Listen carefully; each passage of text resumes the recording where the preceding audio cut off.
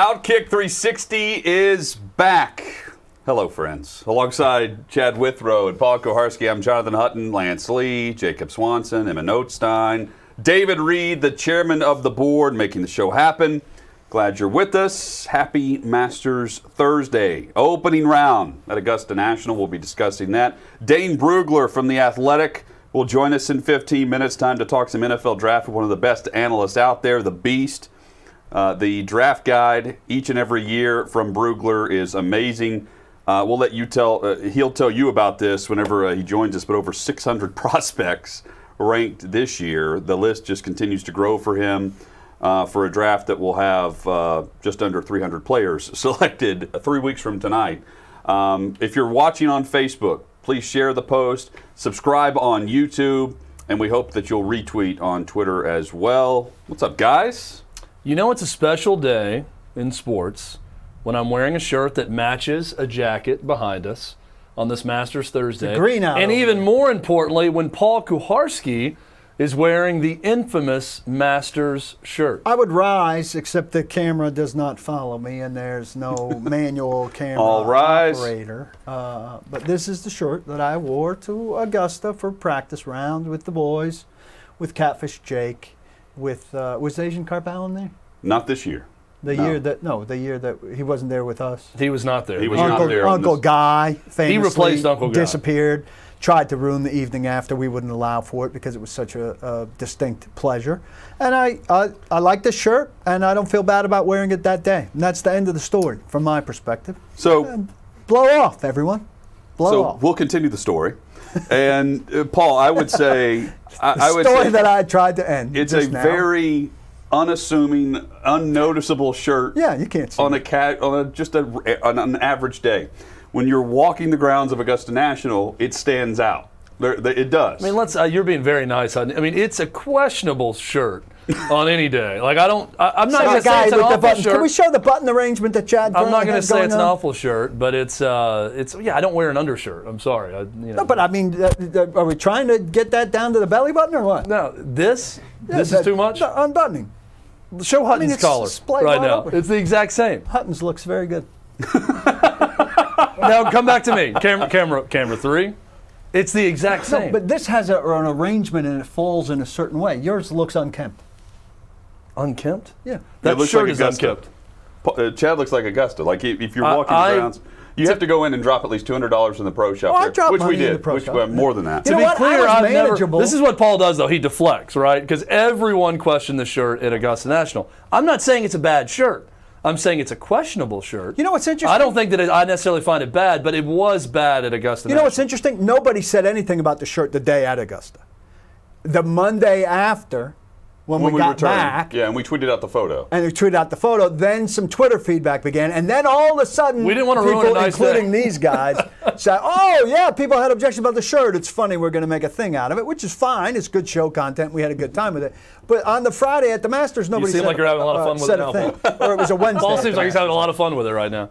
Honestly, it's like you said, Uncle Guy wasn't going to ruin the evening.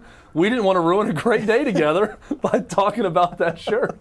It's that simple. I mean, we did a lot of walking. We had a lot of conversation. We could have had a lot of conversation about the shirt. Here's what it was, everyone. It was a terrific day, okay? One of the shirt best aside, days it was a great day. My collar right now aside. It was a terrific day. You should all go. Would you guys go to the Masters? This is a good question for Lance. Lance and Jacob. I can't see Jacob at the Masters. I'd go to the Masters. Yeah, Jacob's more of the golf fan. Yeah.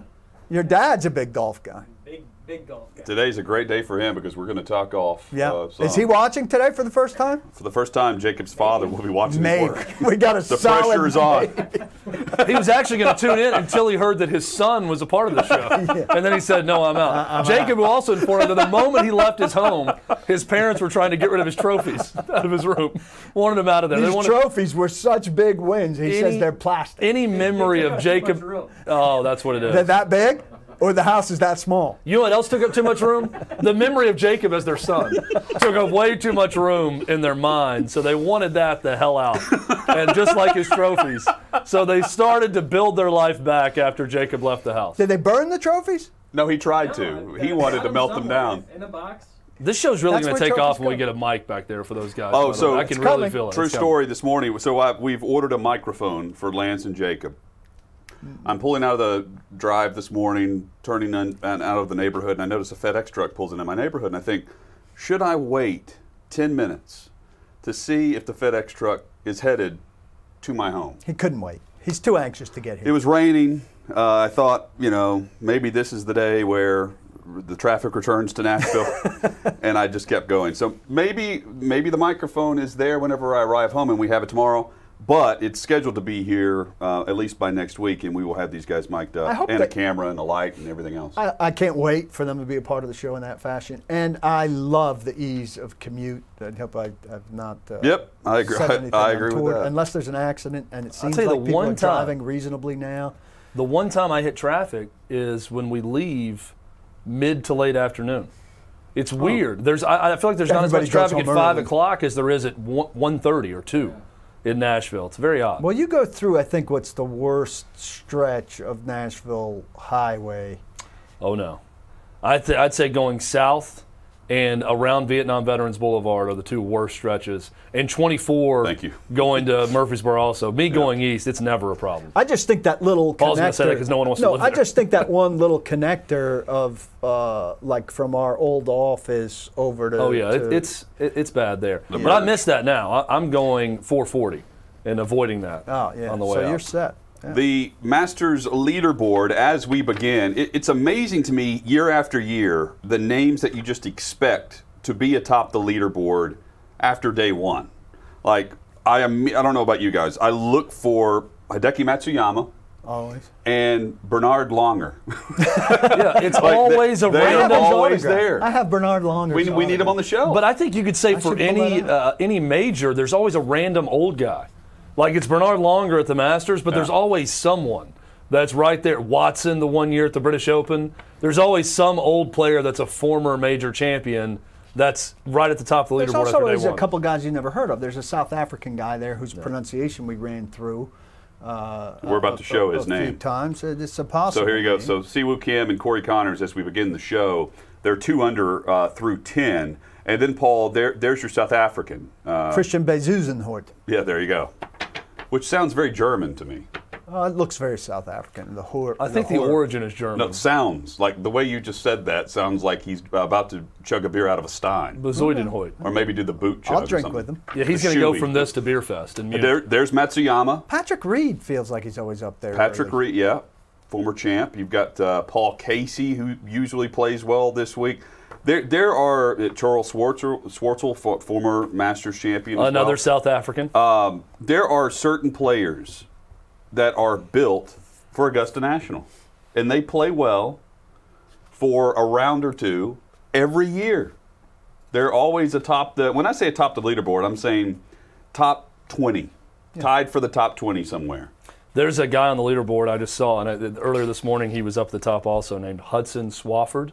Yeah. First time I've heard of him, but is there a richer, wider, more southern name than Hudson Swafford? He's golfing in a boat. Like, is there any doubt that this guy grew up in a country club? Just golfing 18. No doubt. And I bet they removed the fourth from his name. The only Yeah. thing that would make that richer and more southern is if it was Hudson Swafford the fourth. He probably took that away. If he could golf in shorts, they'd be crab shorts. He is. Absolutely. Speaking of that, I'm wearing my crab socks today in honor of the Masters. See, in at Paul. least those are How about big that? crab. The They kind of smaller match the- my shirt, too. I wanted Smaller to the wear it crab, to the match more the shirt. pompous. I look forward to finding out what David on YouTube thinks of. David disappeared. He came the sock in, he game. gave us 3 blasts, and he's out. I thought he was going to be a show institution. The guy's a big disappointment. We told him what he looked like. We asked for his picture. Couldn't take it. Withered, left. He's on to the next show to critique their outfits. He's currently cutting out magazine articles to like piece together a message to mail to the show. Yeah. Or he's got an enemies list like me and it just says people to kill. And at the top of the list is Paul Kuharski. Did you guys make bets on No. the Masters?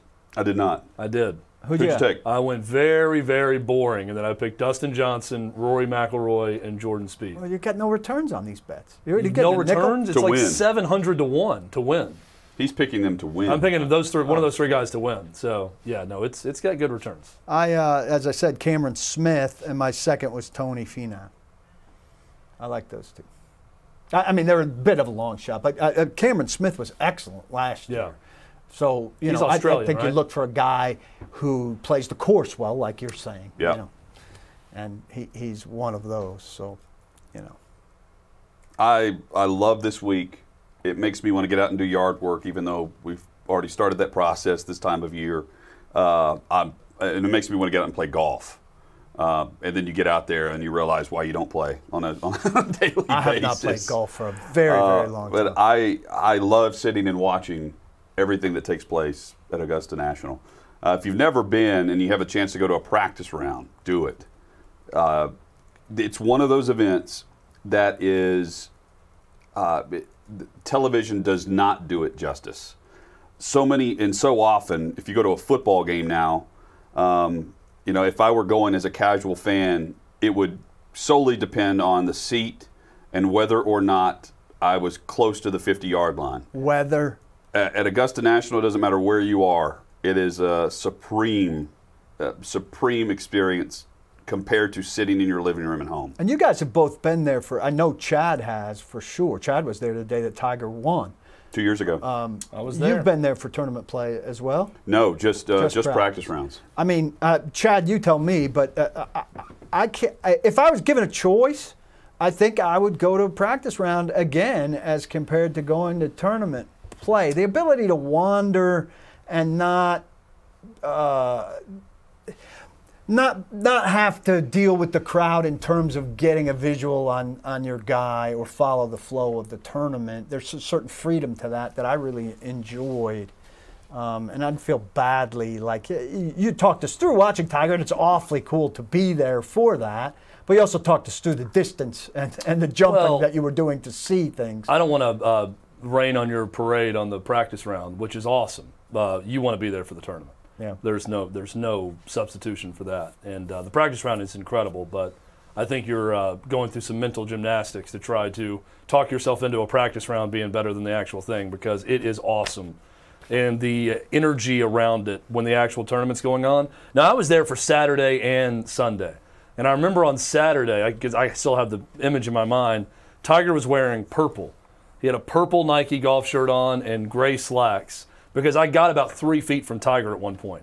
He was going from one green to the other tee box and walked right by me. So I was right there, front line for him to tee off. I want to say it was on the 11th, maybe, 11th or 12th, on the back nine. But being that close to it was cool. Now, you're right. On Sunday, I'm 25 people deep on the 18th green and having to jump up just to catch a brief glimpse of what's going on. But it's unlike a lot of things in sports when you're there for the tournament. But just being on the course. I mean, the practice round was awesome, too, because you have that freedom. And I think it's almost like a tour day, right? You're almost like, if you have a tour guide with you that takes you around and you can walk freely on the grounds, is really neat also. Coming up, NFL draft discussion with Dane Brugler from The Athletic. That's next on OutKick 360. Hang with us.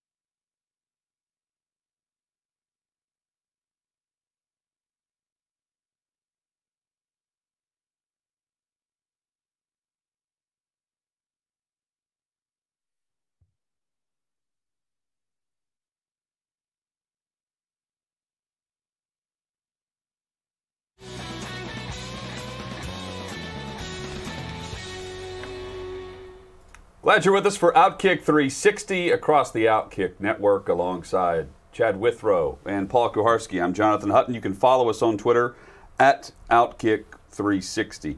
We get asked the question, or at least I do, what's a great draft guide that's not just thorough but actually worth paying for? It's The Beast at The Athletic, and it's from Dane Brugler, who is as thorough of a draft analyst as you will find out there this time of year and year-round. You can follow him on Twitter at DP Brugler. Dane, it is great to have you back on in what is the Christmas season for you. Now that the draft guide is published, it's out, it's available at The Athletic. What is life like for you now? It's great to be back on with you guys. It's funny. The only thing longer than the draft guide is the honeydew list that's waiting for me from the wife. Now that I'm back in civilization, but it was fun to release the guide yesterday. The feedback's been awesome. I'm at my heart, I'm a big NFL draft fan, and so I try to create something that I would want to read, that I would find interesting. And I'm a big believer in the details, everything from games started to all the testing information. And it's especially important this year with no combine. So I made it a point that every single pro day, NFL verified pro day results for 600 players are in this guide. And so, it's something I think any draft fan, any football fan will enjoy. Dane Brugler with us on OutKick 360. Dane, when is the last time you talked this little about the #1 overall prospect in the NFL draft? Even going back to, for instance, Andrew Luck. We were debating, at least discussing Andrew Luck versus RG3. No one is having the debate about Trevor Lawrence right now. Yeah, and even last year, we knew it was going to be Joe Burrow, but we still talked about it because he was coming off this historic season, and we're debating different things with Joe Burrow. But we knew he was going one. Trevor Lawrence, it's a foregone conclusion. He is going to be a Jacksonville Jaguar. I don't think Urban Meyer takes that job unless that's the case. So and really, I think we're getting to the point where the draft starts at 3. I think we know that Trevor Lawrence is going 1, and we feel very strongly that Zach Wilson will be number 2 to the Jets. What do the 49ers do at 3? That's where the intrigue really starts to heat up. That's where things get really interesting. So let's go to 3. Mac Jones conceivably worth the 3rd pick to you. Trey Lance with a limited resume. Where do you think the 49ers go there? What do you think about the qualities of those 2 guys, one of whom prompted a monstrous trade? Yeah, like these guys they're ice cream flavors. They're all good, but it's just, what's your flavor? What are you looking for? And it's easy to look at the quarterbacks that Kyle Shanahan has worked with in the past and say, okay, Matt Ryan and Kirk Cousins and, these guys, Mac Jones fits, that works. But you also hear Kyle Shanahan talk about the evolution of the position and how important it is to have these big athletes who, you can develop. And you're looking towards Trey Lance, you're looking towards Justin Fields. I think we don't know who the pick is going to be, but we at least know that Kyle Shanahan is not going to Mac Jones pro day unless he's interested. That's not happening. Kyle Shanahan does not go to many pro days, and he didn't go to see Devontae Smith. He didn't go to see Najee Harris. He went to see the quarterback. It is interesting that next week in Columbus, Kyle Shanahan and the 49ers will be there for Justin Fields' 2nd pro day. And the way it's working this year is there's no private workouts or anything like that. There's only pro days. So any team can attend next week in Columbus. So it'll be interesting to see what other teams are there for that, but the 49ers will be there. So again, they're not making that trip unless they're interested in the quarterback. So we're still kind of left reading the tea leaves and trying to figure it out, connect the dots. But I think you can make a case for either one of these guys. With Mac Jones, I think, it's, if you're going to list the most important qualities at quarterback, where does it start? Accuracy, decision-making.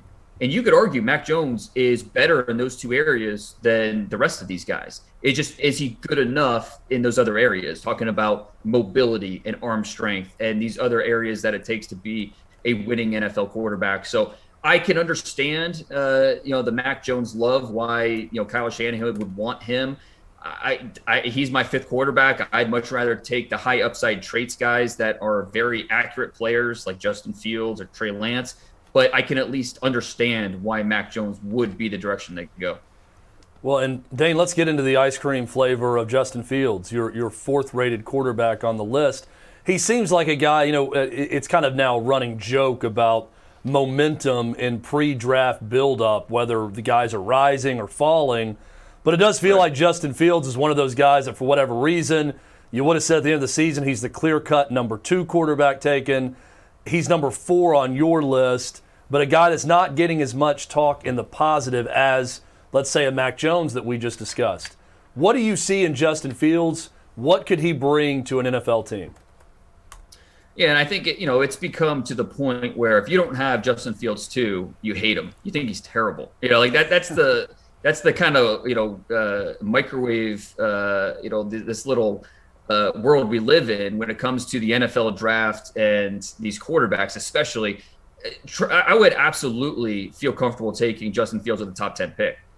Do I prefer Zach Wilson? Yes, I do. And it really comes down. Obviously, so much goes into these evaluations and projections, but if I had to boil it down to like a simple, boilerplate, this is with Zach Wilson. This is a Bill Walsh thing. Goes back with Bill Walsh. Something he always talked about. You're looking for what separates the good from the great quarterbacks is the ability to make that great spontaneous decision. And when you watch Zach Wilson, you see that. You see a guy that off platform, that whip of an arm, he's very accurate. He makes those spontaneous decisions routinely and effortlessly. And he's not a perfect player by any means. He will escape the pocket way too early.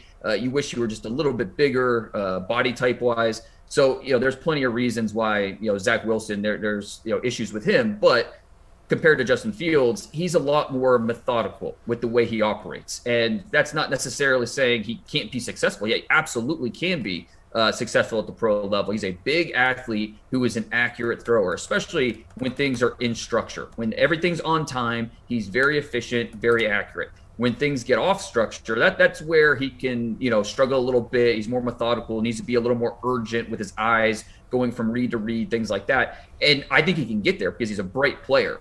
It's just a matter of, it's a little more of a projection with Justin Fields. So, this is a guy that when the Big Ten canceled their season, he didn't opt out. He didn't bolt. He said, here's a petition. Let's go fight this. I want to play.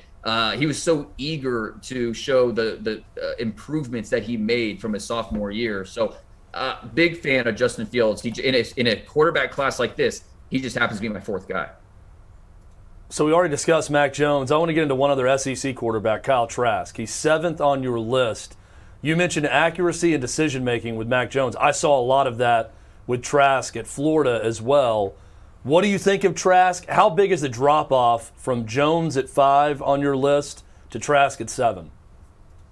I think there's a pretty sizable drop myself. I think if you're drafting Mac Jones, I think you project as a starter in this league. Kyle Trask, to me, is Mason Rudolph.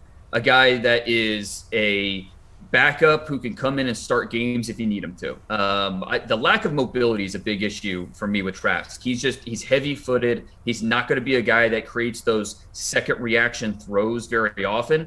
But there's plenty to like about him. Like you said, he understands touch timing very well. Smart. He's well-built. He's a tough competitor. There's a lot of things you can sell me on with Kyle Trask, but he doesn't have that big-time arm, and the lack of mobility is a big issue for me. That's why, to me, he's just more of that backup who I don't think a team is drafting Kyle Trask saying he's going to be the future of our franchise at the most important position on the roster.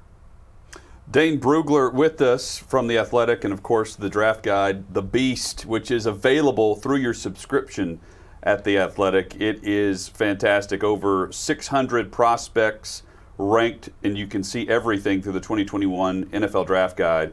You see it there, 636 prospects, 415 scouting reports. You want this on your screen. It's available in PDF form as well on draft night and in your prep leading up for your favorite team selection. You can follow Dane on Twitter at DP Brugler. Dane, Trey Lance, 42 touchdowns, I believe, to 0 interceptions. That was 2 years ago in 2019. He then played in one game last year and has entered the draft early. When you watch him, my untrained eye, I can watch a 17-minute highlight video of him, and there's only 17 games to choose from. I see a lot of one read and take off and go. But that may also be what he's asked to do, given the ease at which he makes things look at the level he was playing in. I'm curious to get your evaluation of him and how you factor all those things in to your evaluation of Lance. Right, and you're I think you're spot on by saying that. Context is so important when you talk about these quarterbacks. You know, Justin Fields, a lot of times he's locking onto a read and staring him down and waiting for it to come open. But that's on that particular play. That's what he's supposed to do. That's what the coaches are asking him to do. It's that specific play is designed to create space for that specific receiver. And so Fields is just waiting for it to come open. It's a similar thing with Trey Lance, based off of what he was asked to do by that play call. And North Dakota State is the bread and butter for that team is always going to be the run game. And that's something that worries me a little bit, because when you look at it, you take his 17 starts. He averaged over those 17 starts 18.6 pass attempts per game. As a team, they averaged 45 rush attempts per game. So he was not asked to be, put everything on his shoulders and make things happen. He played from behind, I think, only once in the fourth quarter in those 17 starts. So he's just an unprecedented evaluation. We've seen guys from the FCS level before, obviously, be big time prospects, Carson Wentz. You can go back all the way to Steve McNair. But for a guy to be this talented but have such meager experience, it just makes it really tough. He's a really smart guy, a really sharp guy, but he hasn't been playing the position at a high level very long. He was a running back in middle school. Minnesota recruited him as a safety. Not many quarterbacks are playing safety as seniors in high school, but that's what Trey Lance was doing, playing at a small school in Minnesota. So he's just a really intriguing player who has yet to play his best football. You just have to figure out, okay, what's his ceiling and what do we have the infrastructure to get him there? And I think that's what teams are grappling with right now. You look at Atlanta sitting there at number 4. They're trying to figure out, okay, what do we do? I think we're going to figure out who has more sway in that building, the head coach or the general manager. If they draft a quarterback, the general manager won. And, he's thinking long-term. He's thinking, I don't think we're going to be picking top 5 very often. Let's get our quarterback now. The head coach, he's in lockstep with Matt Ryan, saying, we've got 2 years with this guy. Let's go win. Let's go compete. Let's trade down, get a bundle of picks, and get better for right now. So Trey Lance, Justin Fields. If Mac Jones does go 3, things get really interesting with Trey Lance and Justin Fields. Just where do they land? Does a team trade up to number 4? Denver, are they in the conversation? Carolina making that move for Sam Darnold. Does that tell us that that they were not high on a Trey Lance or Justin Fields, or could they possibly? I don't think you could completely rule out quarterback there at number 8 for Carolina. They throw as many assets as you can at the position until you get it right. I mean, that's at least in the realm of possibility, even though I don't think it's likely. So the quarterback conversation in the top 10, especially after those top 2 guys, it just gets really fascinating. Looking for a bit of a compare and contrast, if you will, with your 4th and 5th wide receivers, Kadarius Toney and Rashad Bateman. Similar speed, similar size, different kind of guys. You have them as first or second rounders. I'm thinking they could go in the 20s, but different kind of players. What are teams getting with these 2 guys if they're looking for receivers, maybe in the 20s or 30s? Yeah, you're right. Very different styles of player. With Kadarius Toney, he's just a magician. When you watch him, you can hear him saying in his mind, okay, for my next trick, and it just because somehow he's making these guys miss, and he's creating all these missed tackles all over the field. The flexibility, the one-step burst that he has is unique. It's very different than what you're used to seeing. And so whoever drafts Kadarius Toney, the fan base, go to YouTube, type in Kadarius Toney highlights, and you're gonna get excited. You're gonna get jacked for what he's gonna bring to your offense. Now, he's a former quarterback in high school, and he was actually listed as an athlete on the Florida roster the last 4 years. So he's been more of a gadget player, and he's shown steady progression as a route runner. And, just in terms of getting off, with his releases, getting off the line of scrimmage, getting open downfield. but he's still not there yet. Where Rashad Bateman, he's the opposite. He is more of that seasoned, savvy route runner, a guy that understands how to leverage coverage. You know, that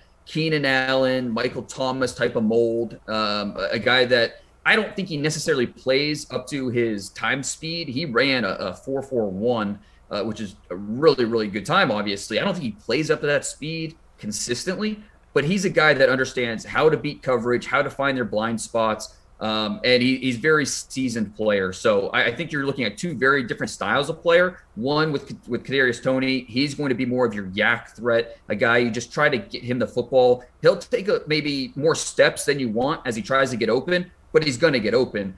Bateman, more of your savvy player who can win downfield. So two different styles, but two really good players. Dane, compare Devontae Smith's route running and nuance for the position to wide receivers of previous years. Where do you go about evaluating that aspect of his game, and how much do you factor in that he's 175 pounds?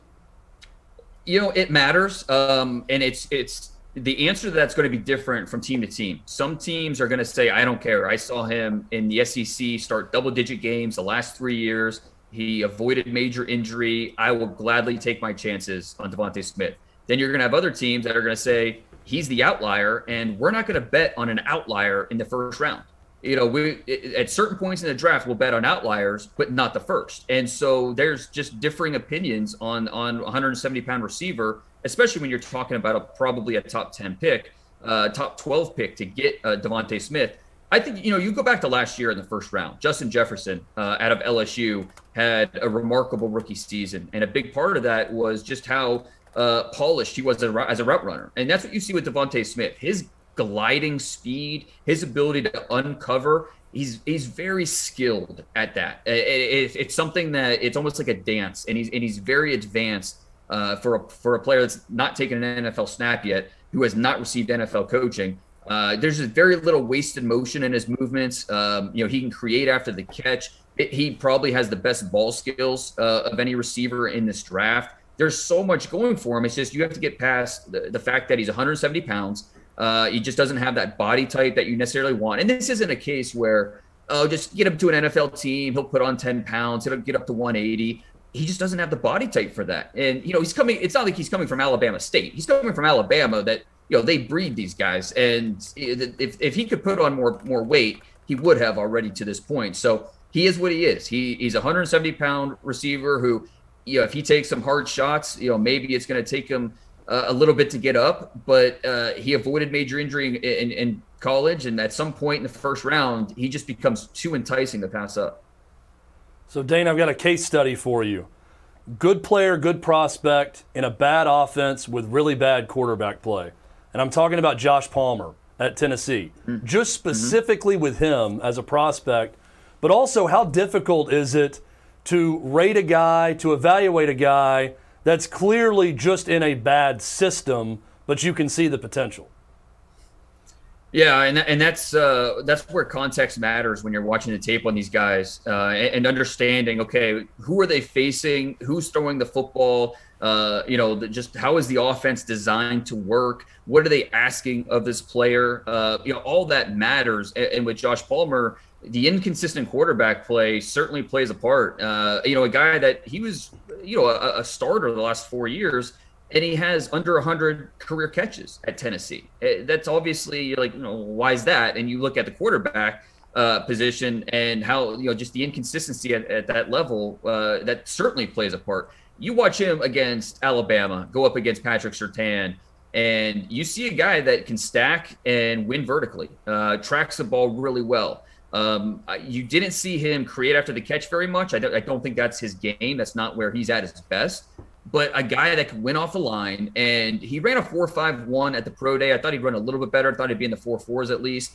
But at the same time, he's still a guy that can win vertically and win over the top. So I don't know that he's going to go in the top 100 picks. It's a very loaded wide receiver group this year, just like last year, and that just might be the norm from now on.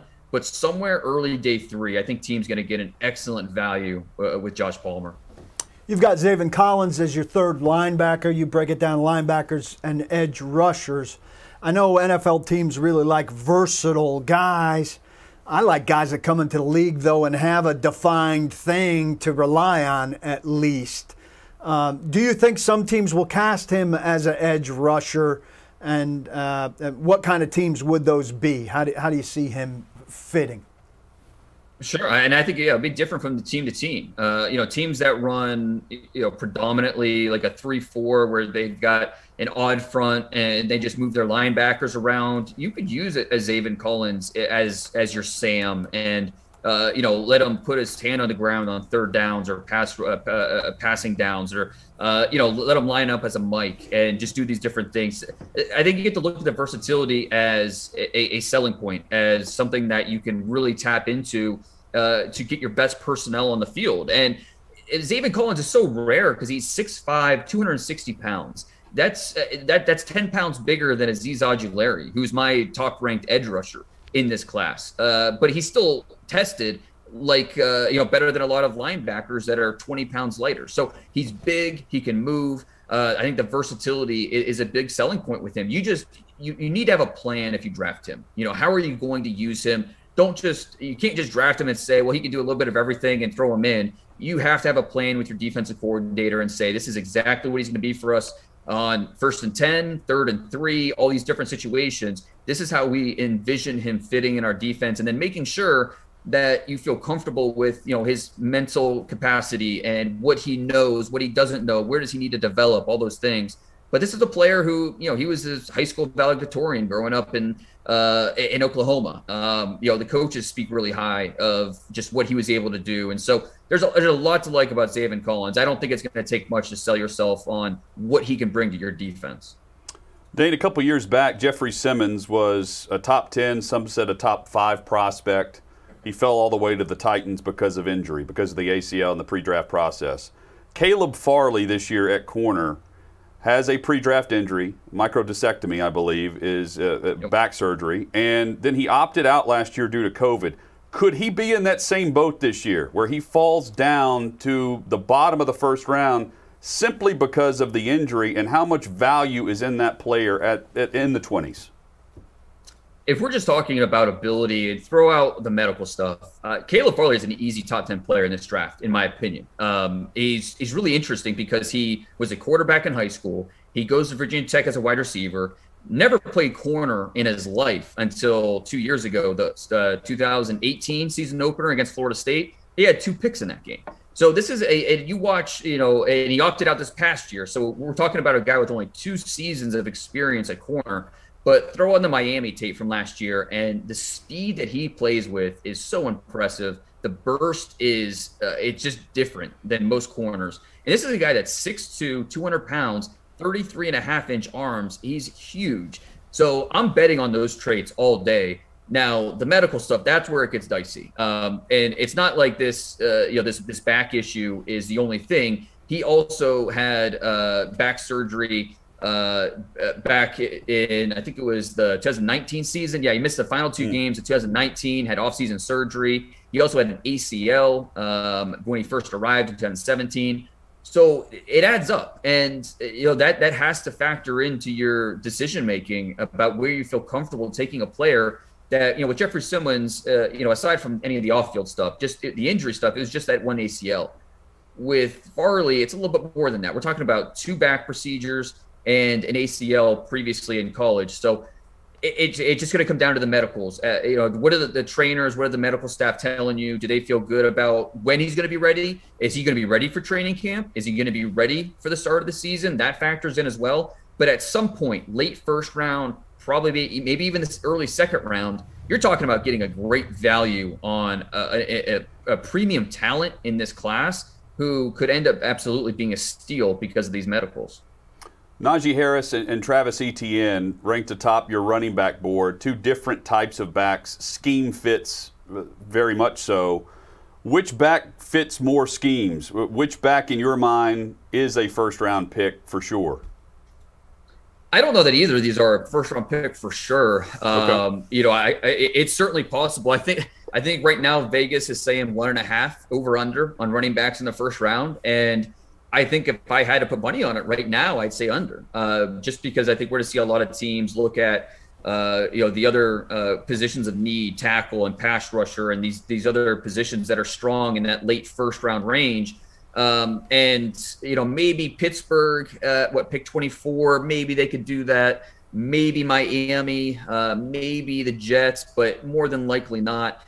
But, with Najee Harris, he's a guy that continues, since he got there as a 5-star guy, was not impressed early on, and then got better as a sophomore, got better as a junior, and then even better as a senior. I think what helps Najee Harris more than anything is how good he is in the passing game. He looks like a wide receiver out there catching the football.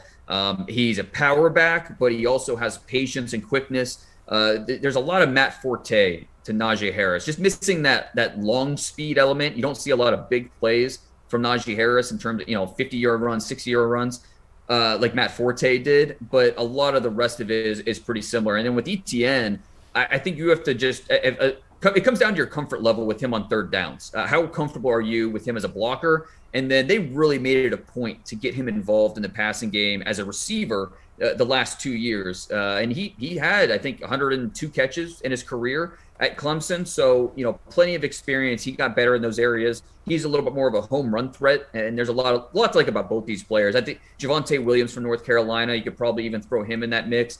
3 running backs who are going to come off the board somewhere in the top 40, 45 picks.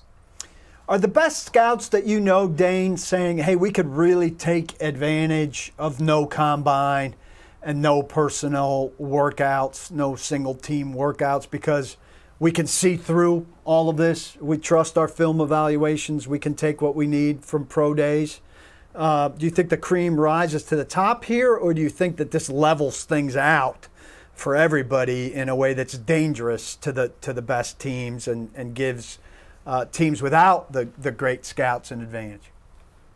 I think the scouts that are feeling the most confident right now are the ones who have been around a while and have that long, library of contacts at these programs. Because that to me, that's the biggest disconnect here is, instead of being on the road, on campus, talking to the strength coach, talking to the trainer, talking to the janitor, the secretary, just getting all the information possible on these players, who's the first one in, who's the last one out, how are they treating the staff, how are they in the film room, all these different details. Teams have been able to get some of that information because they've set up Zoom calls with trainers and things like that. But there's 50 other scouts from different teams on those calls as well. So you're not necessarily getting the intimate knowledge.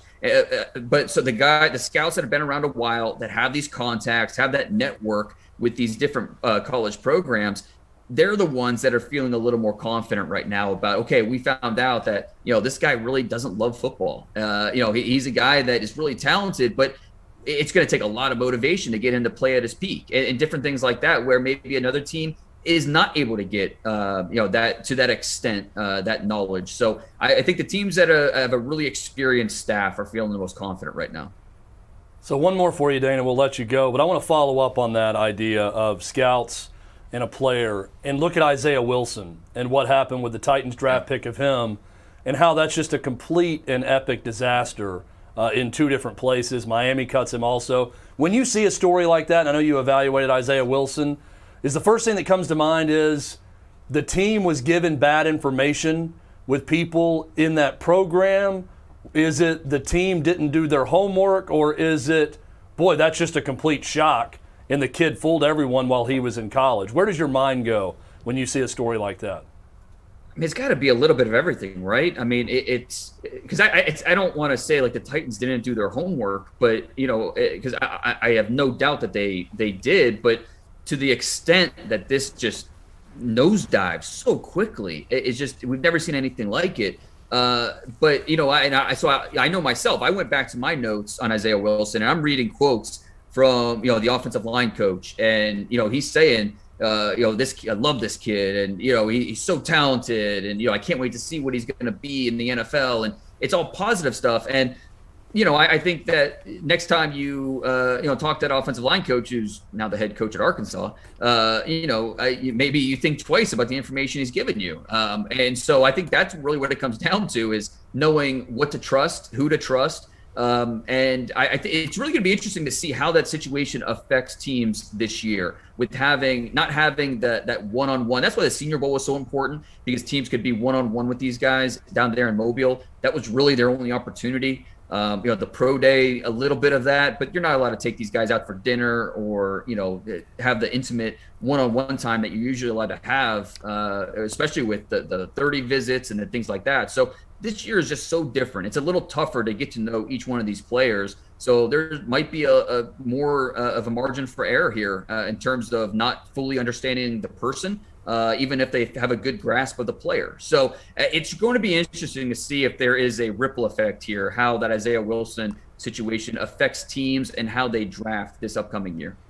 Dane, you've ranked over 3 drafts worth of players with the Beast at The Athletic. Who is, for you, there are always players that you're going to do hundreds of these interviews, and you're never going to be asked about a player that you love on day 3. Who is a stand-on-the-table player that you would be vouching for if you were in a draft room in 3 weeks?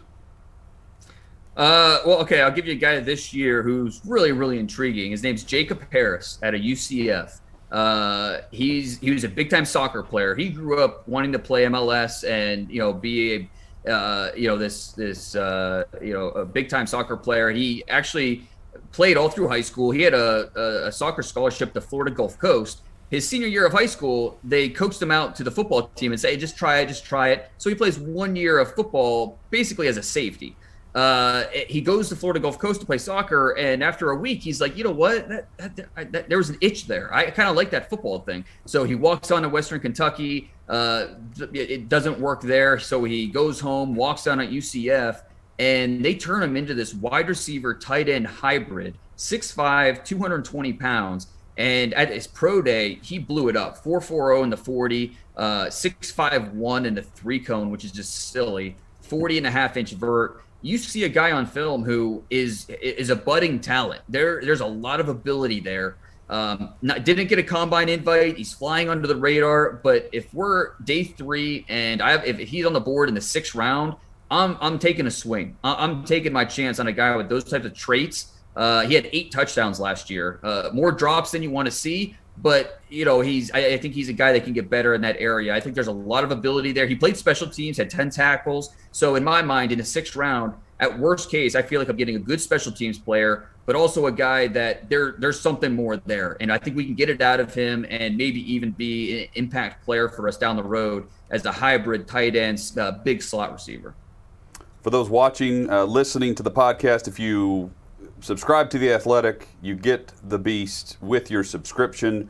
Check it out at The Athletic. Dane Brugler, you can follow him on Twitter at DP Brugler, and check out the draft guide, which is phenomenal. Dane, you are very generous with your time. For that, we appreciate it. We love this time of year, and hopefully we get to chat with you very soon. Thanks so much. No, always enjoy joining you guys, so anytime. Appreciate Thanks, you. Dane. Dane Brugler there. We have a common relationship with the great C.O. Bricado here in Nashville, who passed away, 5 years ago now? 6 years ago? Longer than that. Yeah, you're right. Longtime scout for the Houston Oilers and Tennessee Titans. Invented the 3-cone drill. Yes, he did. And C.O., one of the mentors for Dane Brugler, who every time I see him, I think, man, he looks a lot younger than what he is. He's getting younger. You would think that He seems to putting be together a getting younger each year, 600 too. prospect book would age a guy. You would think so. Yeah, it's incredibly thorough. I don't know that you could read the whole thing between now and the draft. I mean, you might speed read it, but you're not going to digest it. So I like you guys, constantly go back to it. It's a reference. It's a reference book. It's very good. It's just terrific. Give us some feedback on that through OutKick 360 on Twitter at OutKick 360. You can give us your take on what you heard Brugler say about a first-round talent. Maybe you've seen Jacob Harris and play. we should unpack some of it. I mean, how about the Sam Pittman review? I'm about to tweet that. But, he didn't name him. I'm naming him. I've got a lot of issues with that Georgia program and some of the stuff that's happening there. So we can discuss. During the break, Chad, I want to see if this Masters jacket, the green jacket, which we will award to our 360 Masters champion coming up on June 10th at Topgolf, I want to see if this jacket behind us will fit you.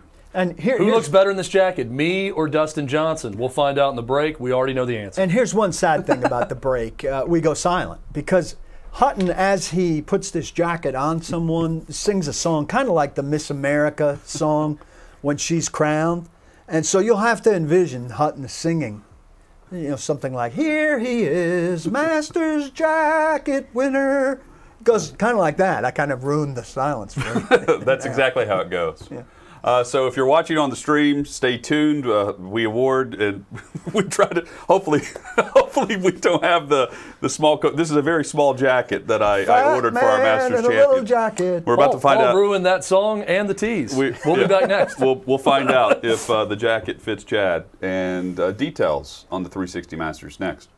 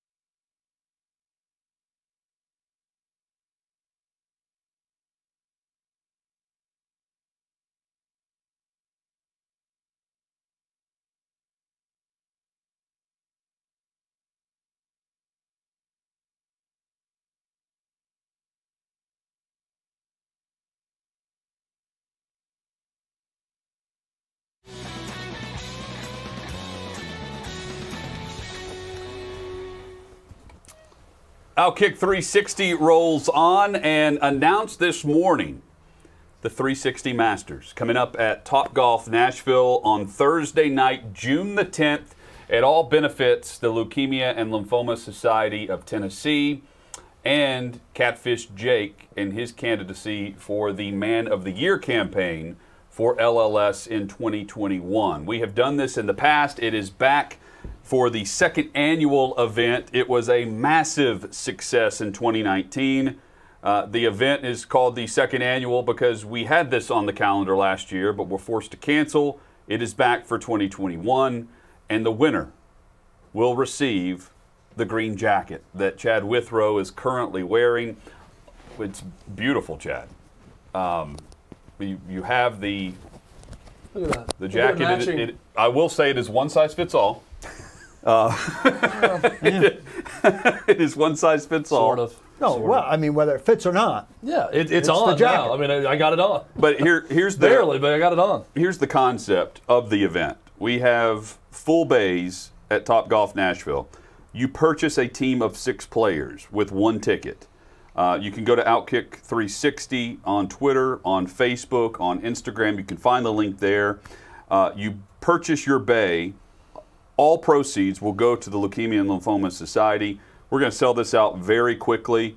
We did so 2 years ago. There are tons of fun. There are tons of prizes.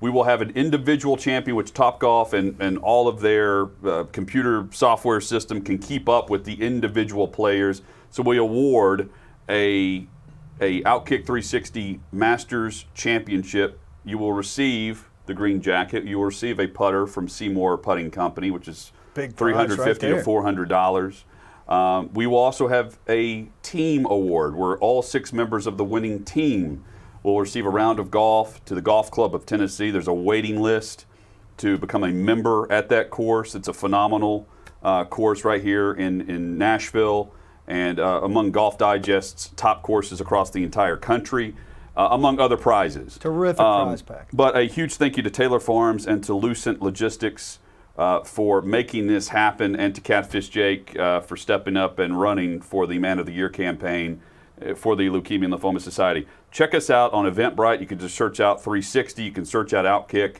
The event will pop up, 360 Masters. Purchase your bay today by simply going to the Twitter account, clicking on that link, and buying that bay at OutKick 360. Will we do a special broadcast again, like an hour special? Yeah, I mean, I was going to ask you guys. So in the past, we've done a faux broadcast. It's a real broadcast, but we pretend as though we're at Augusta National, and we go live to the bays as if we're going live down to the 16th green. We'll see Jacob swing for the first time at this event. Jakob, I mean, he's a golfer. Yeah.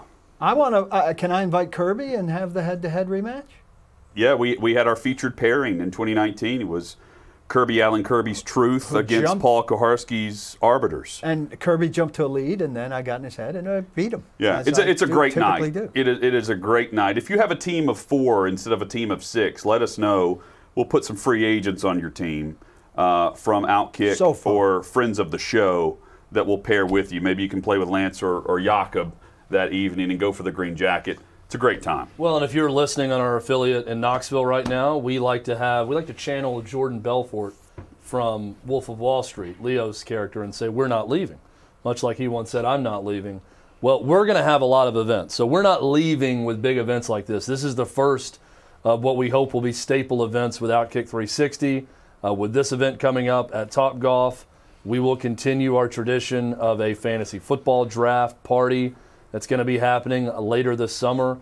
So we're going to be doing a lot of things like this. This is an opportunity. If you're in Knoxville, easy drive over, get a hotel room that night, make a night of it in Nashville. We're going to have a blast, and we are going to fill those bays up quickly, Hutton. Yes, we only have a select number left. We start with 18. We're down to around 10 right now. As we do the show live. So check us out on Twitter at OutKick360 for that link. Speaking of we're not leaving, I'm not leaving this jacket behind me. I'm wearing it the rest of the show. This thing is on now. I think it looks terrific. I'm going to put this mic over here. Good. Although, I'm going to wear it the rest of the show. How would that color pair with the Masters shirt? I think it would pair well, actually. Let's say that jacket is meant for a slimmer man, and I am now a slimmer man. Yes. Some would say slimmer, some would say smaller. But yes, it's a very small jacket. Yes, it's meant for a tiny man like Paul. That's what it's meant for. Only Chad could take a guy getting in shape over 2 months, losing weight, getting fit, and turn it into a bad thing. Chad, I understand why. If I didn't do that, I'd be saying what Chad said. My thoughts are I'm totally fine with 6'3", 225. And the jacket's not coming off. Totally fine with that height and weight. It's done me well. The Tennessee Power Hour is next on OutKick 360.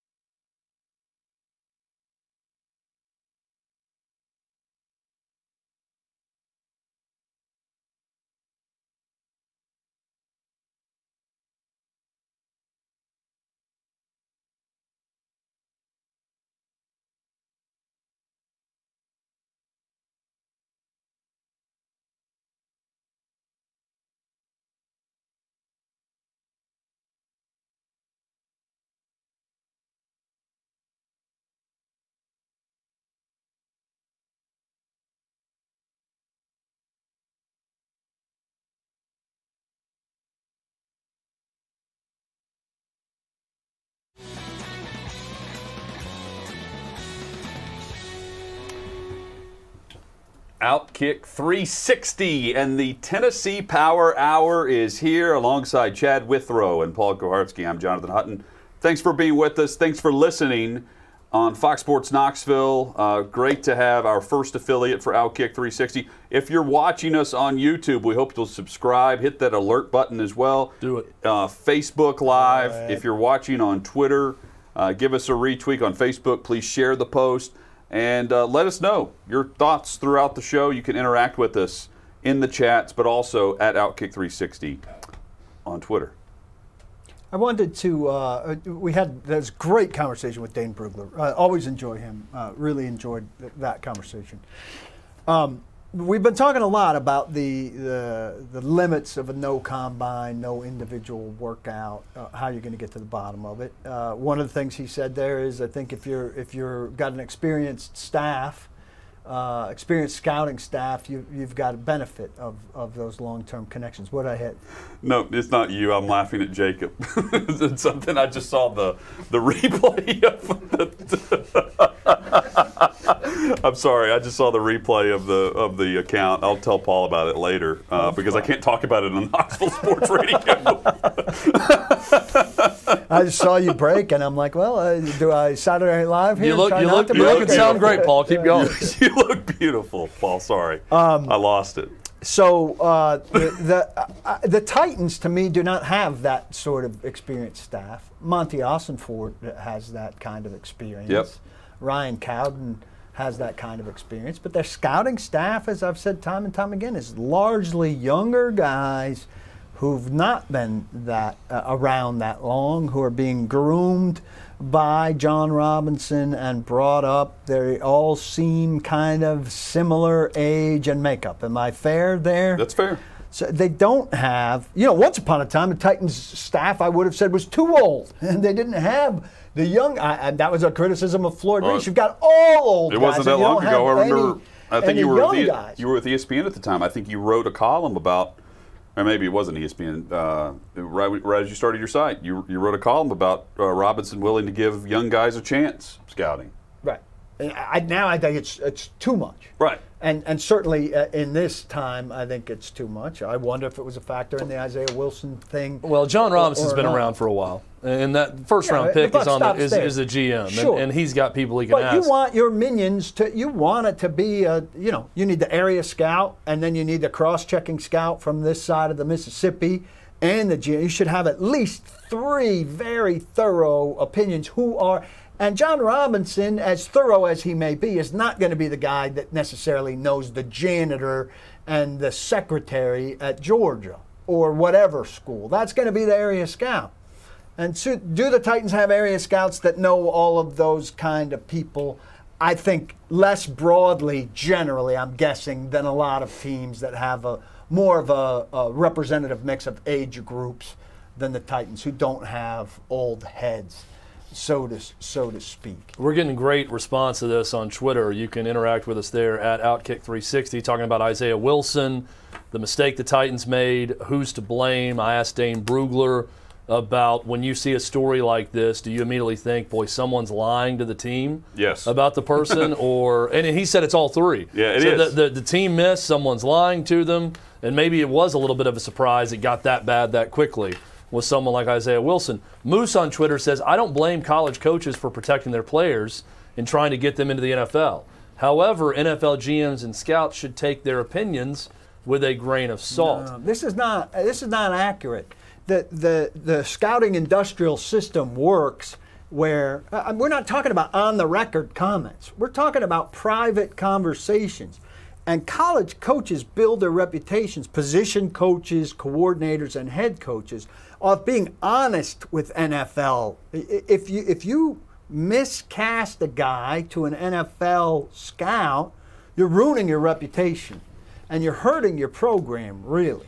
You have to give honest assessments so that these guys know they can come back to you and get honest assessments. That when you have a brilliant player, you're giving the assessment of a brilliant player and a hard worker. But when there's a little bit of a doubt about a guy, you say, hey, I wouldn't maybe take this guy in 3rd. Maybe he's more of a 5th because of X, Y, and Z. If you're just sell, it's not the same as recruiting. If you're just sell, it becomes kind of what we've talked about here on this show already a lot. If you like everything, you like nothing.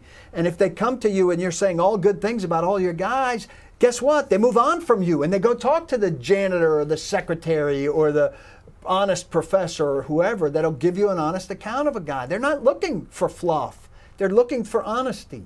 There is a story up at OutKick.com right now that ties into what we're talking about, where Nick Saban went on the record and said he was put off by Kyle Shanahan and John Lynch, who stood right next to him watching Mac Jones and didn't speak.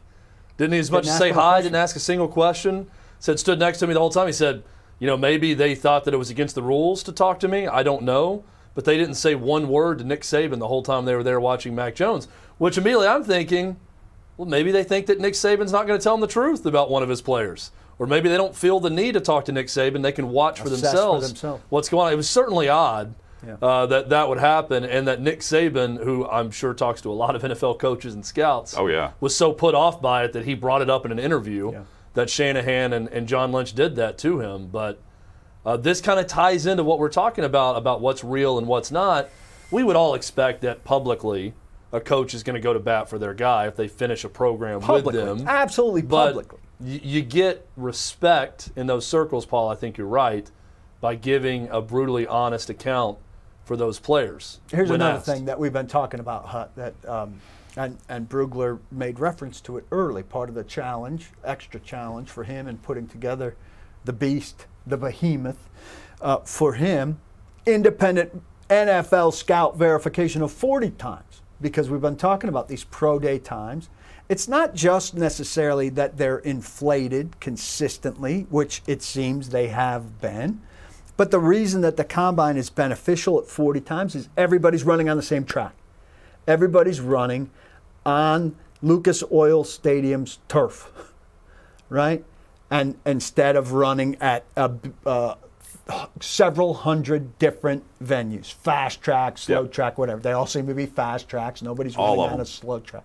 So I have a story that illustrates this just a little bit with Jeremy Bell, who we'll show you, from the University of Charleston. So not a well-known school, not a well-known program. Blake Bedingfield, our friend, who scouted for the Titans for 19 years, 6 years as the college scouting director, still does projects or stuff that he can't tell us about for teams, consulting, or for players, or for whatever. And he's writing these massive files for paulkuharsky.com. He's done edge rushers, he's done wide receivers, and this morning I put up cornerbacks. So I spent most of the day after the show yesterday going through his cornerback file and putting in some tweets and some photos and things. And I text back and forth with him over some. So he's got Jeremy Bell from the University of Charleston and a small assessment of him, and he's got him at a 4.55 40 time. So I'm, for whatever reason, doing a little bit more on Jeremy Bell, looking. And handsome man with green hair, Simon, my son, would like this, as having done a dye job himself. It is Masters Week. Yeah. Tribute matches your jacket. That's more Jags teal to me than green. You're right. You're right. Nice smile. So Jeremy Bell, I find in two different places listed with a 4.38. Now Blake had him at a 4.55, substantially different, correct? So yes. I text Blake and I say, I'm seeing a couple places with Jeremy Bell with a 4.38, and he texts me back and he says, that time I got in person recently. Okay? So here's a former NFL scout still doing consulting work in some way, shape, or form, who recently timed this guy himself at a 4.55. And what's the number that's getting win online? 4.38. 4.38. Now you think totally differently about a guy from small school University of Charleston if you see a 4.38 and a 4.55, right? Well, there will be players who are drafted solely off of traits. Right. And one of those massive traits for his position is speed. Right. So if you're looking at the 7th round, do you say, well, we may take this guy because he runs a 4.38. Not that a team's relying on this pro day speed. But if you're a fan of Jeremy Bell, you're thinking, well, 4.38 guy's got a 7th round chance based on his speed. If you're talking to a scout and he ran a 4.55, well, he doesn't have that. You know, he's average speed, a little slow compared to a guy you might take on that speed trait in the 7th round. This is it's not an underplayed story on our show. We've been playing this story heavily. Underplayed story, Nashville. So this is what I've been doing for the last couple of minutes when you were telling us, which was a great story. I hear University of Charleston, and I think, you mean College of Charleston?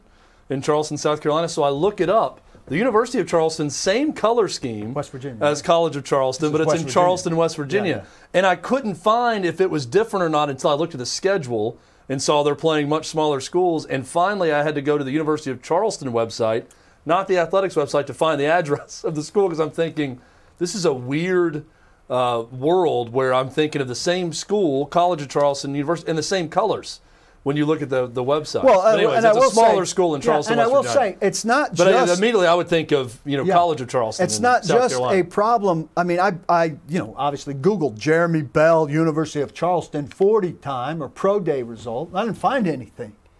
But this isn't just for him. There are a lot of guys that I'm looking for pro day results on from bigger schools that you don't find anything, and you don't find anything about why there is no 40 number. Like, he didn't run because of X. Now, obviously, NFL teams know why there's not a number, and they have, maybe they have no number on a guy, which hurts an evaluation. But there are holes out there in a way that there haven't been holes before. And usually if you don't get a combine number, you can get a pro day number, or you've got an injury situation. It's a more difficult time to scout, certainly. We'll look at the NFL draft from a Titans perspective coming up on the Tennessee Power Hour.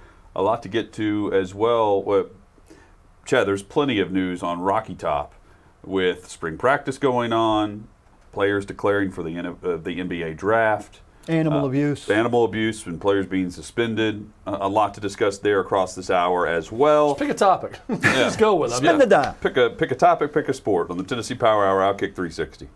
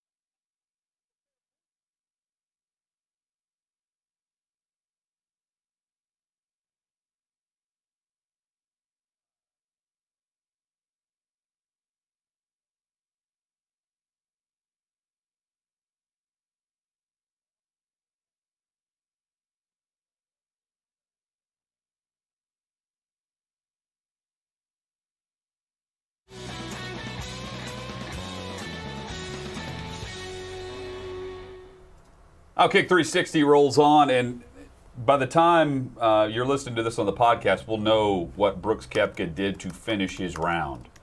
But it's amazing what he's done through 9 holes. He's even through 9. So it's not like he's leading at Augusta. But he had knee surgery in the middle of last month for an injury that usually takes around 6 months to recover from. He's not just playing in the tournament. He's playing well.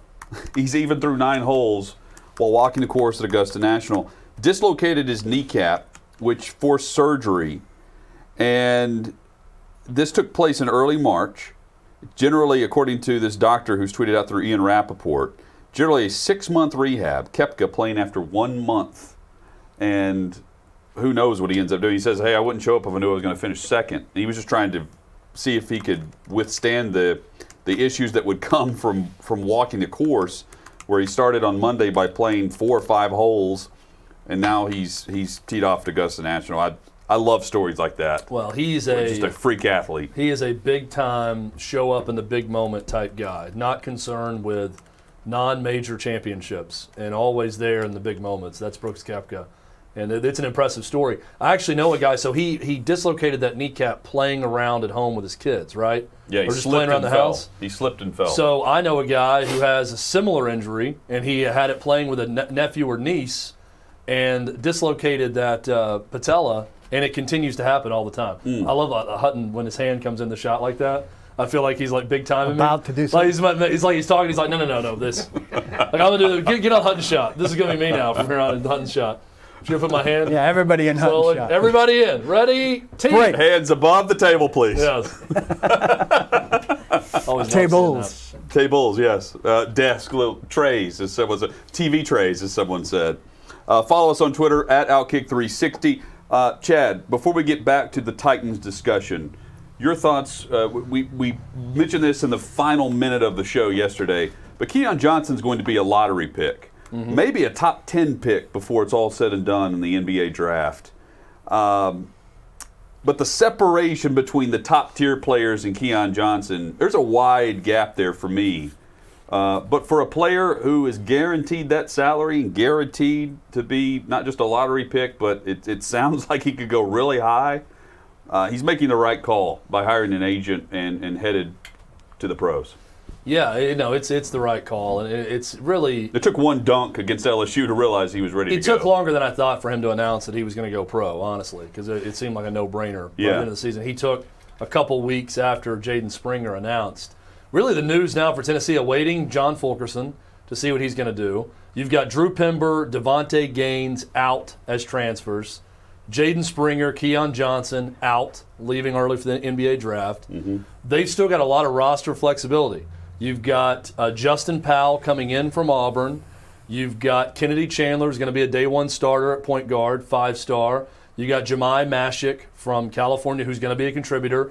Yesterday, you get the commitment from this kid from France who played at Montverde Academy, but was in their graduate school program.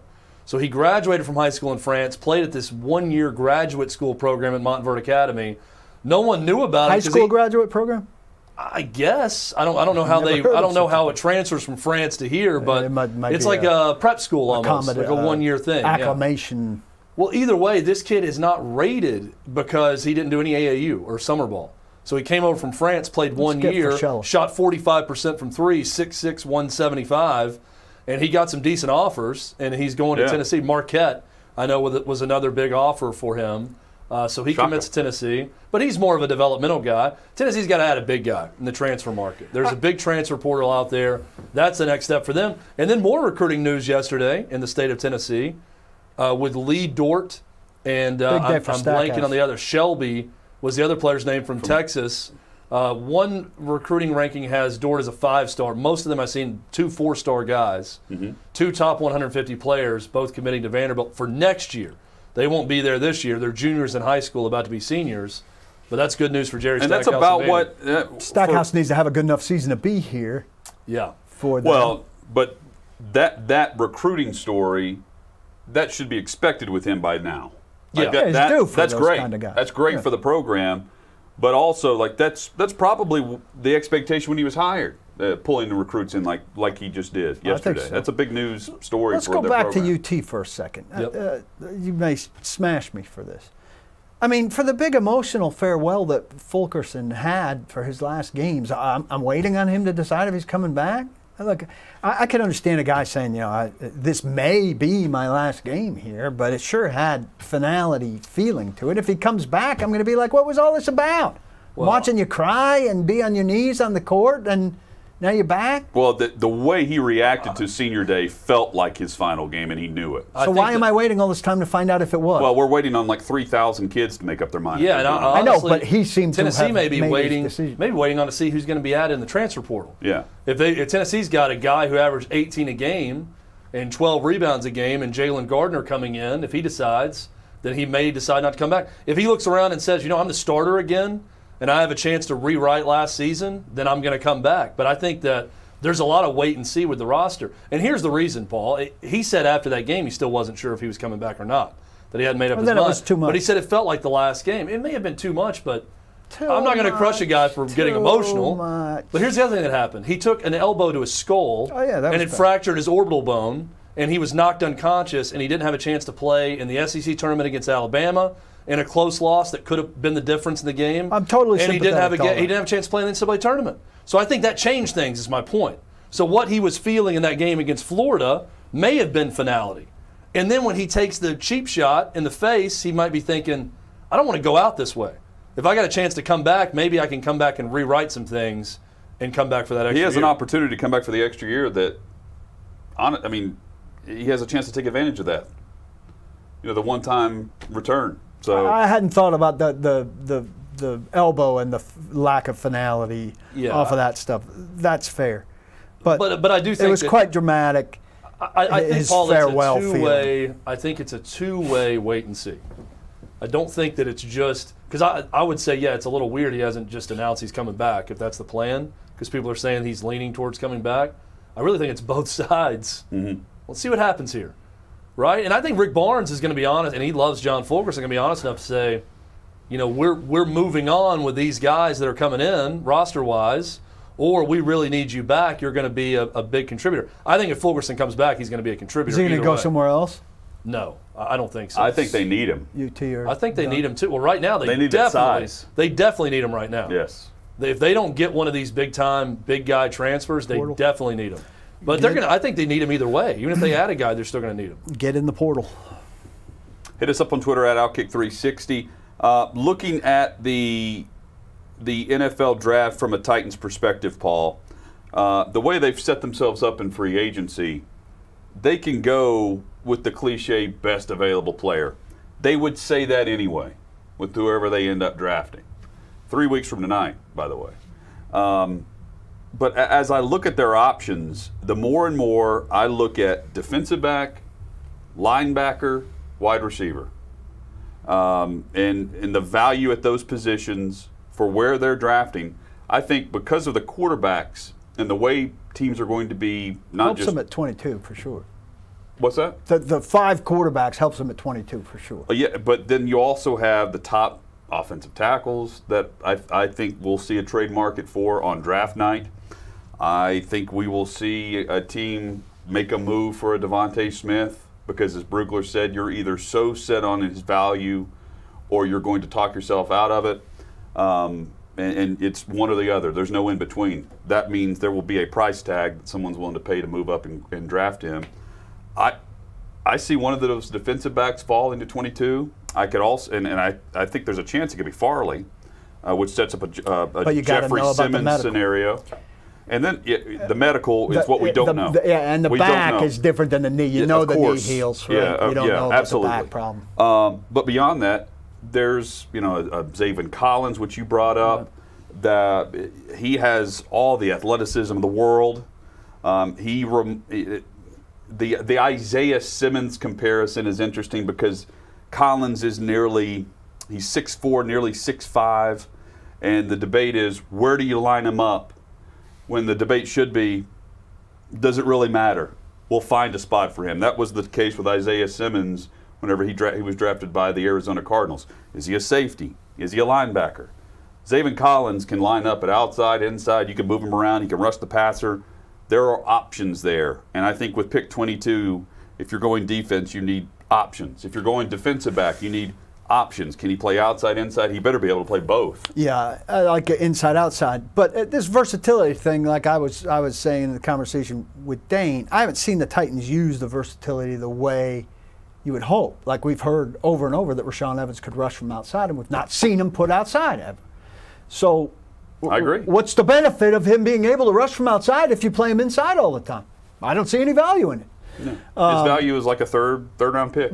You know? Right. Like, so, I agree. Look, I hope you're right that one of these guys lasts, but I also feel like cornerback and pass rusher are something that everybody needs. And so I'm not going to be surprised if the top guys at those two positions are gone, and if there's seemingly a gap between the top three corners and the next corner, and maybe the top three rushers and the next rusher. Greg Newsome's interesting to me. Yeah, Greg, that's the gap Newsome there. Is he 22 or is he 29? Well, it depends. Do you matter. value just straight on football player, or do you value traits and athleticism? Because he's not Caleb Farley. He's 6 feet tall, and he's a scrappy player. He is a finished product. He's not 6'2". He's not 6'1", 6'2". He's 6 feet. And he's just a ball player. Yeah, the floor is high with a player like that. The floor is really high when you draft a football player like that. 6 the feet corners are fine, lower. but normally it's the 6'1", 4'3" guys that are drafted first round. The big, so what makes them super special? Right, yeah. and the traits. Right. So that's why I'm saying Newsome at interesting. 29 seems more. I have more of a feel for that than at 22 because I think there's probably something more attractive receiver-wise. That's why I asked Dane about Tony versus Bateman. I think there's a conversation to be had there that we'll get into soon. I agree. About, are you looking for something different than what you've had, which would be a Tony type, or you're looking for something like you've come to have, which is Bateman, who's very good at what you've done successfully. Tony is, more like Samuel, maybe, who would have been a different element in free agency. And which do you want? One of them feels safer, and I'm not saying that in a bad way. Bateman's a very good player who could bring you something you could rely on. But Tony maybe brings you an X factor that you've been lacking. What I want is both.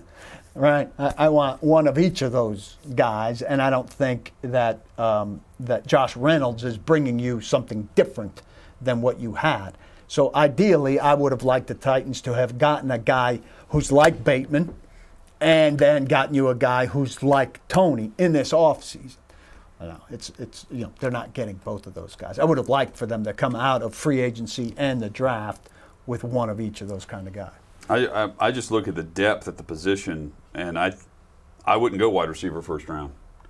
Not unless you're trading up to go get one of the elite speed guys, because I feel like the depth at the position is great. I feel like the depth at defensive back is pretty good this year too.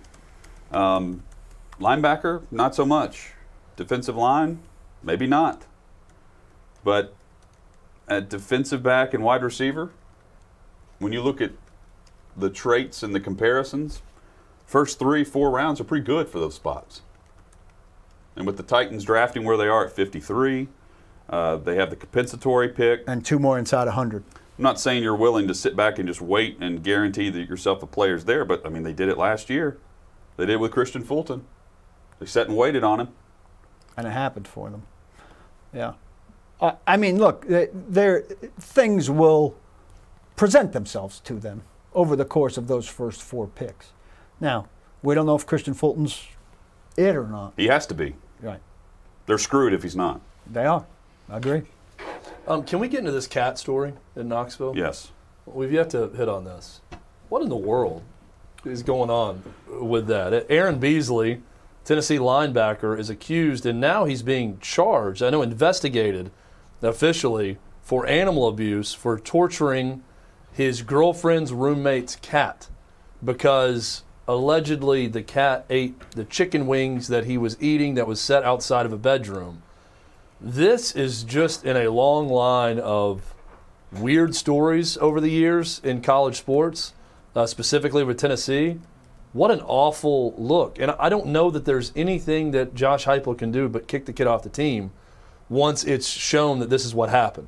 Whether it's a plea deal or whatever goes down, if he admits guilt or this is exactly what happened the way it's been alleged, then you got to remove him from the team, right? I guess. I mean, it's a misdemeanor, but yet it's such a weird story. It's just bizarre and troubling. Yeah, the details of it. It's serial killer-like behavior. It's weird. I mean, it's cringeworthy. Yeah, I mean, he threw the cat in the toilet and shut the lid at one point.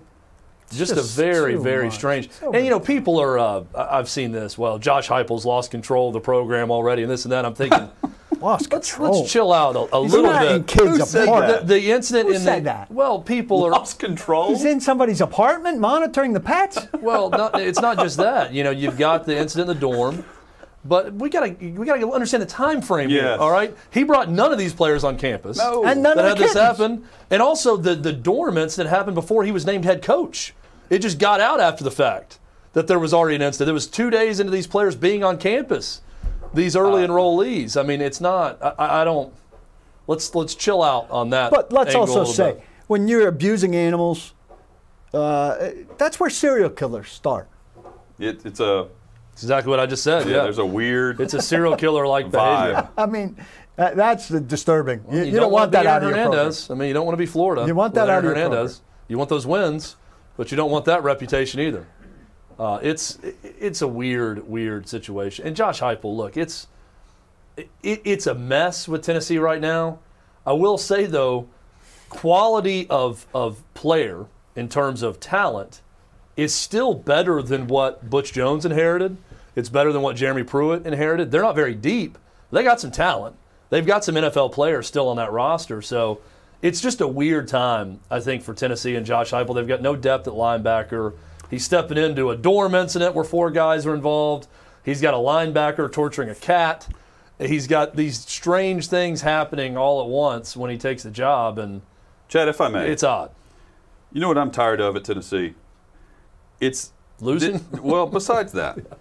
That's what I'm tired of. This time of year, when all these scouts and coaches and general managers across the league, you say, you know what? You know who's a good player that's undervalued? Josh Palmer.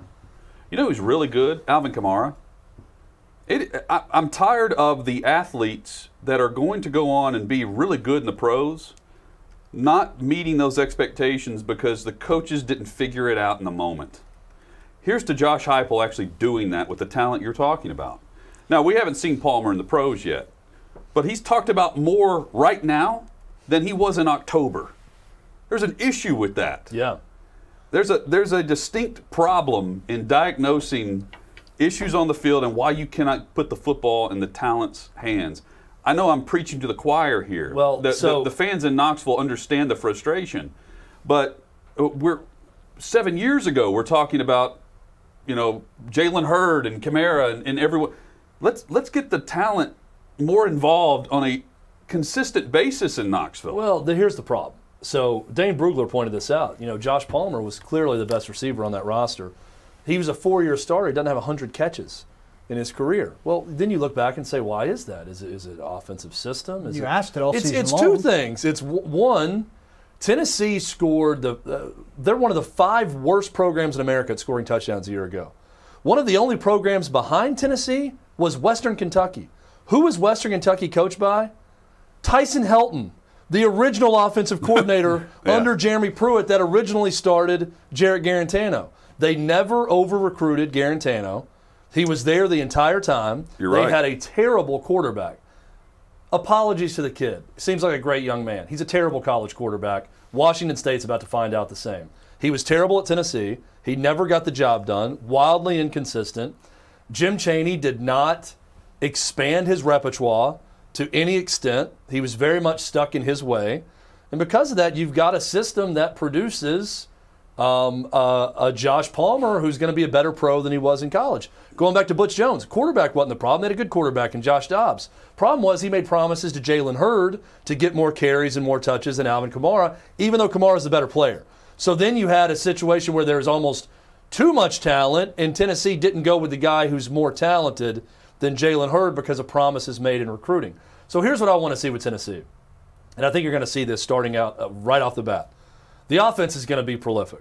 It's going to be fun to watch because they're going to play at such a pace, and they've got some talent on the outside, and they've got some good talent on the offensive line. They're going to put up points this year. Now, Hutton, here's what you have to avoid. The flip side of that. Are we going to look at guys on defense that Jeremy Pruitt recruited 1, 2, 3 years from now and say, man, this guy's a possible first or second round pick, and he did nothing on defense. He never got to the quarterback at Tennessee because then there's going to be a defensive coaching problem there. You got to balance it out at some point, right? I think Jeremy Pruitt's a good defensive coach. He got the most out of some of those defensive players. I think about Nigel Warrior and his improvement while he was there. And they were getting nothing done on offense. It just stands out. Forgive me. It means more if you overlook the offensive weapon nowadays. Yeah, Patrick absolutely. Surtain and Christian Barmore were on a defense that gave up 60 points to Ole Miss, and they're going to be first-round picks. Yeah. I think we're not overlooking them. Well, that's you see what I'm saying? Offensively, though, they're just every year there seems to be that player from the Tennessee team that you come in and we're asking about them, and we were asking why they weren't more involved. And there's excuse after excuse after excuse of, well, he's just not getting open on a consistent well, that basis. should go I away think now, it's- right? Yeah, It should. I think it's very easy to point to what the reasons are with this. With Josh Palmer, it's quarterback. He didn't have a good quarterback, and the But offense see, didn't even evolve. with the quarterback, there should have been from the booth Of saying course. we're getting Palmer And the he's ball saying that. 5 times Yes. this game. Of course. There should have been a lot of that. And here's two big issues that I have with it. You're right about the misutilization of offensive skill talent at Tennessee, which has been a big problem. But not only that, defensively under Jeremy Pruitt, I think Jeremy Pruitt's a good defensive mind, a good defensive coach on the practice field. I think Jeremy Pruitt tries to do way too much in the college game. And when he's trying to do way too much, Overcomplicate. over and over and over again, Tennessee was not set on defense.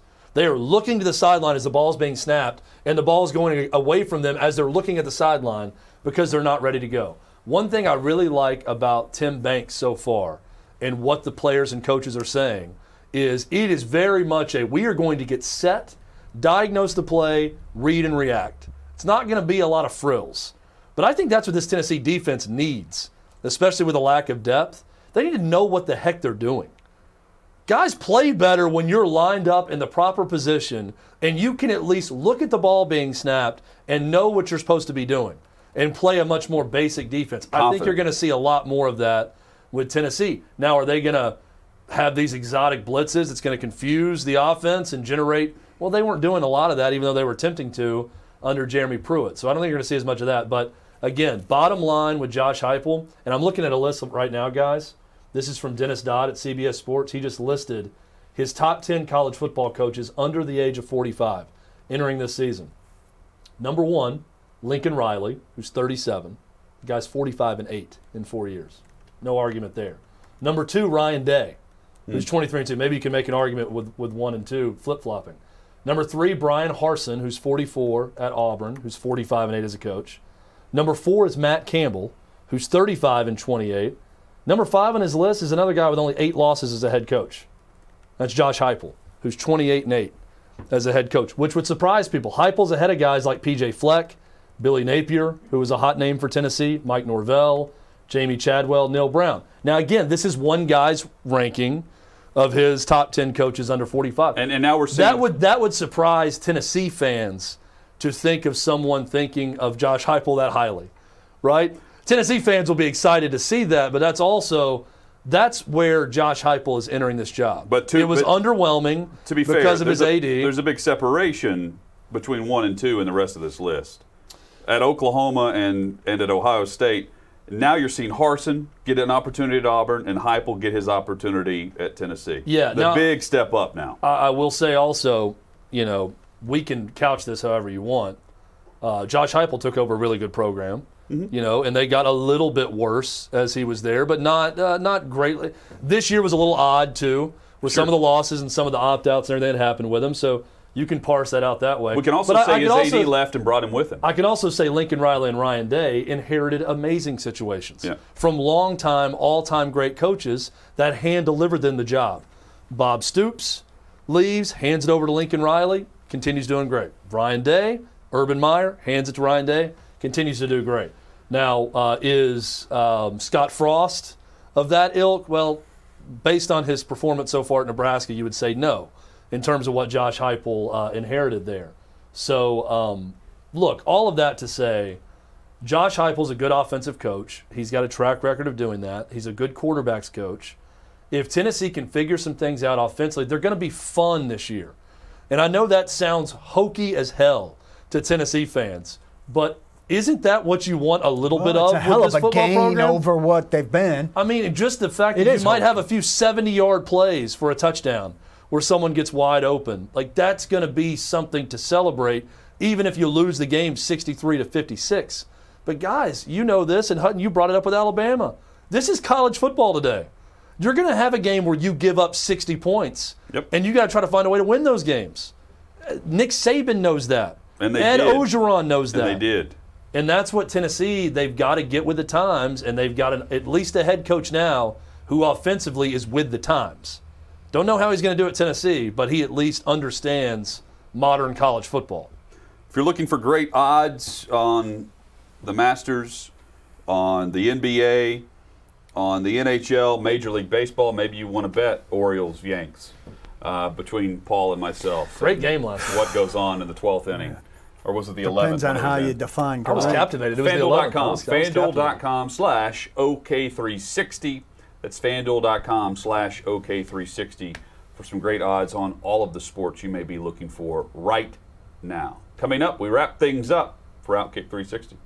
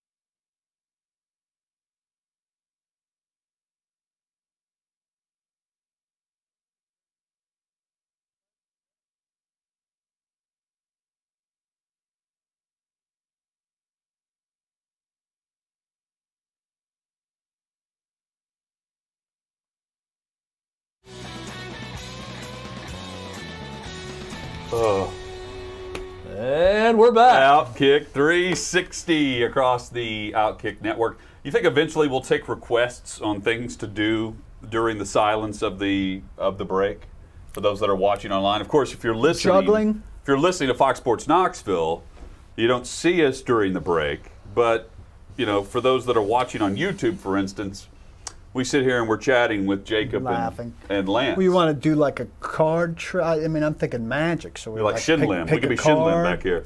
Or juggle. I mean, just the topic of conversation in some of these breaks. We were just talking about drowning cats. Not us personally. Not us. But the fact that this has happened. Yeah. And we talked about the Tennessee story, and it led to other, not us personally, but other stories. Hey, was it us? Of where we knew about animal cruelty. Was it us? It was not us. I want to be clear. It was not us. And we're repeating that because we're here at Blackbird Academy in the Blackbird studio. Maybe they're walking down the hall and they hear us discussing this. And we're tenants. It was not here. us. We're tenants. It was here. not us. We don't want to be evicted. Be broadcasting from the street tomorrow. That's right. Live outside Studio G. Studio G in Nashville, Tennessee, on the street. Hey, Lance, we're going to need a quick outdoor segment. Also. We're going to need a quick outdoor segment, and I'm going to need a tent or a hat because I'm bald and the sun's out. Chad's going to need an umbrella. It's raining a little. Chad in his Masters jacket, Paul in the Masters shirt. You can be with us for the OutKick 360 Masters, which is taking place on Thursday, June 10th. We've moved it back a couple of months to hit that summer month or late spring month, whatever you want to look at here. All proceeds benefit the Leukemia and Lymphoma Society. Topgolf Nashville is the location, and it all benefits LLS. It's going to be a great night. The link, you can find the link to get your team together and purchase a bay, where again, it all goes to charity. OutKick 360 on Twitter is where you can find the link right now. It's the Eventbrite link. Just look for that. Or just find us on Facebook, on Instagram. The link is available both in the story and on posts. And we will have that for you if you'd like to join us for what is going to be a fun night. We are down to 9 bays available right now. So grab that bay coming up in a little over 2 months. We are really looking forward to a big night with OutKick. How many people in the bay, Hutton?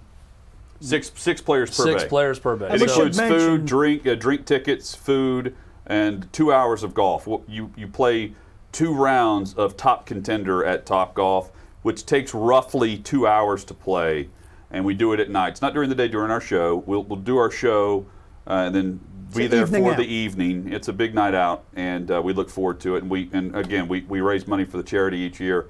Hope you'll join us for what will be a big night if you've never done it before. And for those that have joined us in the past, we hope you'll certainly sign back up and grab that team. It's a great employee appreciation thing for a business out there. Buy a bay for your business, your employees to come out and have a big night.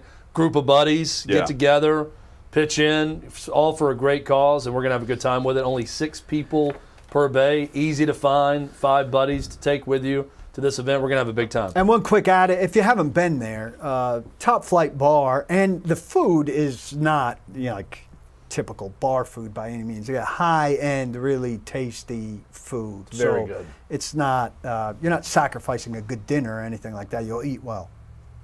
Appreciate that, Paul. I agree.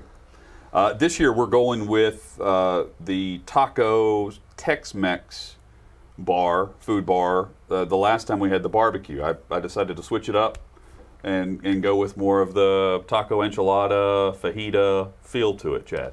Now you've got me wanting a burrito bowl, Hutton, so congratulations. It's a great burrito. You did it. The sales pitch right there just made it happen. Big thanks to Taylor Farms and Lucent Logistics for coming on board and supporting the cause with Catfish for a Cure, Catfish Jake, and his run and campaign for LLS Man of the Year. We support that fully. Again, 360 Masters coming up on Thursday, June 10th. You can play with Kirby on Kirby, who will be there trying to defend his crown of last place. But if you win, the individual winner gets the green jacket that Chad is currently wearing right now.